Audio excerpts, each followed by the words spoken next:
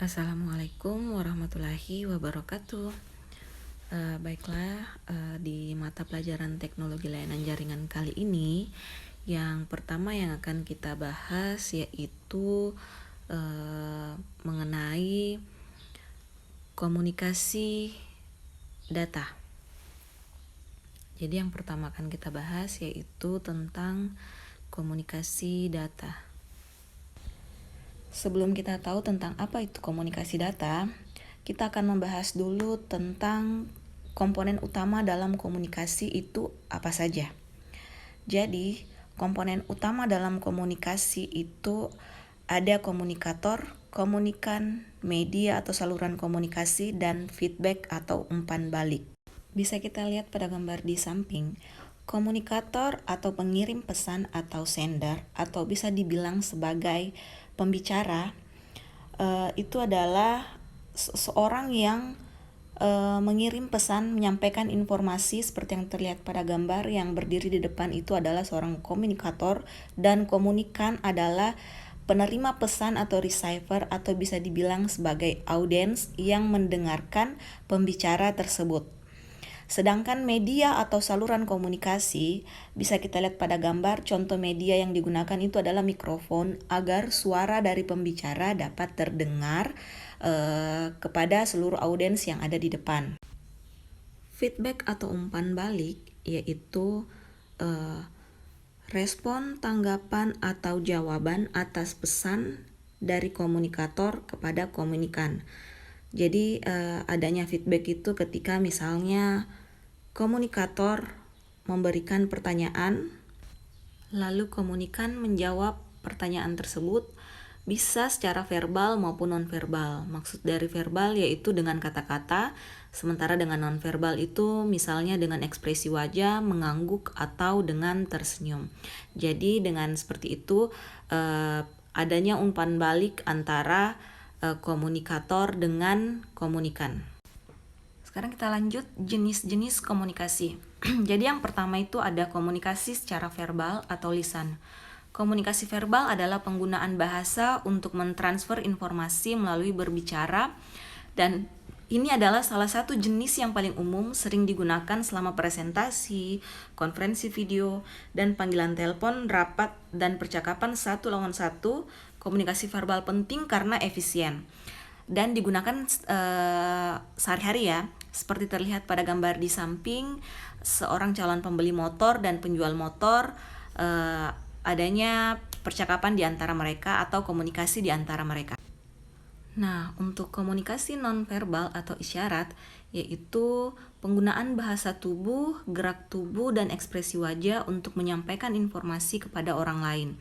Jadi komunikasi nonverbal ini komunikasi yang tidak menggunakan kata-kata, tetapi menggunakan gerakan tubuh sebagai tindakan.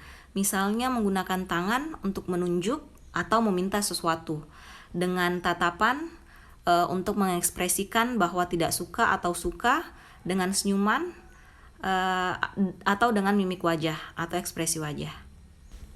Nah, selanjutnya ada jenis komunikasi tertulis. Komunikasi tertulis adalah tindakan menulis, mengetik, atau mencetak simbol seperti huruf dan angka untuk menyampaikan informasi. Hal ini membantu karena memberikan catatan informasi untuk referensi. Menulis biasanya digunakan untuk berbagi informasi melalui buku, pamflet, blog, surat, memo, dan lainnya. Komunikasi tertulis ini sekarang banyak digunakan sehari-hari ya. Contohnya itu chatting via WhatsApp atau Messenger atau direct message di Instagram. Jadi komunikasi tertulis ini juga termasuk dalam komunikasi yang efisien karena tidak bertemu secara langsung, tetapi kita bisa memberikan informasi atau pesan berupa ketikan chatting atau tulisan melalui surat. Selanjutnya kita akan membahas tentang metode komunikasi. Yang pertama itu ada komunikasi secara tidak langsung. Jadi komunikasi secara tidak langsung ini metode penyampaian pesan atau informasi yang dilakukan tanpa harus bertatap muka atau face to face. Jadi komunikasi ini banyak terjadi ya metode ini. Misalnya contohnya dengan menelpon, dengan video call, walaupun kita berbeda tempat, tapi kita bisa melakukan komunikasi dengan mendengarkan suara lewat telepon atau bertatap muka dengan video call atau mengetik pesan melalui aplikasi atau chatting. Yang kedua yaitu komunikasi secara langsung. Ini merupakan cara penyampaian pesan yang banyak dilakukan orang pada umumnya. Dengan metode ini, komunikator dan komunikan selalu bertatap muka ketika melakukan aktivitas komunikasi tanpa adanya bantuan media atau peralatan lainnya. Komunikasi ini sering terjadi dalam kehidupan sehari-hari ya.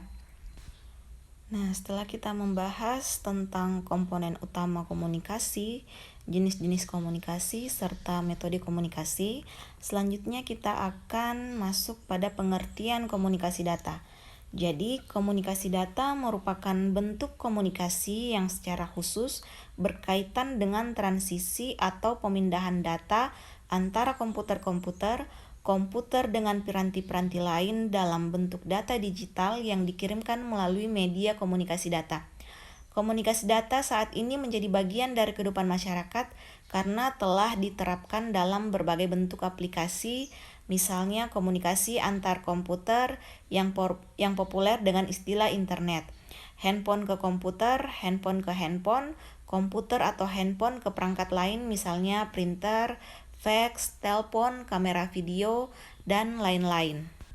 Untuk lebih singkatnya, komunikasi data adalah pengiriman atau penerimaan data atau informasi dari satu atau lebih alat atau perangkat yang terhubung dalam sebuah jaringan.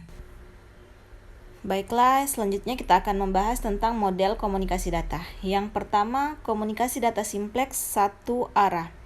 Artinya yaitu komunikasi data yang hanya mengandalkan satu arah saja, yang artinya penerima hanya mampu menerima tanpa bisa mengirim atau berinteraksi secara langsung dengan pengirim. Contoh dari komunikasi data ini yaitu sistem komunikasi TV dan radio broadcast.